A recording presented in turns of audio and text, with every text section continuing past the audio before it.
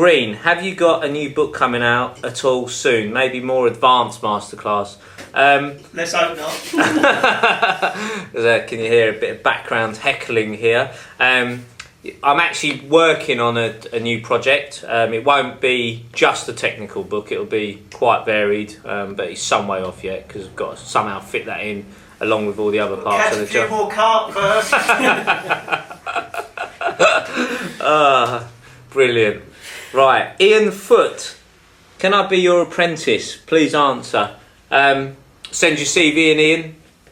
Put it in like anyone else. We'll file CVs and job applications, and if you feel like you could be a good apprentice at Korda, then send it in and someone will look at it and we'll put it on file, and if anything ever comes up that might be suitable, then we'll give you a call, mate. Colin Brown, do you offer tuitions, mate?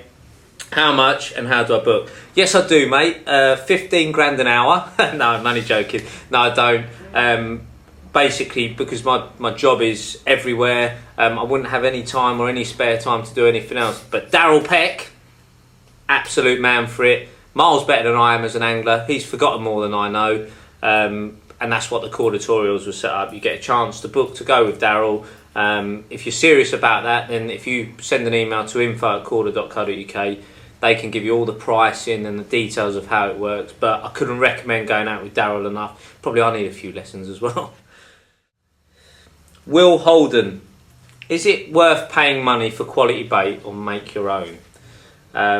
Goes without saying that a quality boilie comes into its own. You know, I've used mainline pretty much since I was a young kid. From when I was 15 or 16, I started using mainline, and I've never ever seen the need to change. I wouldn't change. And I think you really do notice the quality of bait, especially when you're going from venue to venue. You don't want to be having to think about your bait, and if you skimp on what you pay for it, then I think that then puts a doubt in your mind whether you're actually fishing with something of quality. So don't skimp on bait. They're one of the things I'd never cut corners on. Clement Plahuta, when fishing in silt, do you pull your rig out of it when casting or just leave it as it lands?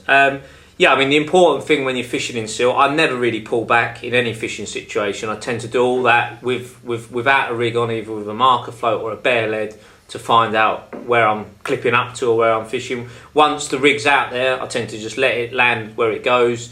And really, it's down to getting the rig mechanics right, you know, whether you're using the right lead system in silt, so things like a chod rig, or if you're using a lead clip, you know, like making sure you've got a swivel lead on, inline leads and things like that, sometimes will plumb it in and your hook link could be kicked up. So I don't pull back, I make sure the lead system's working effectively in silt for me.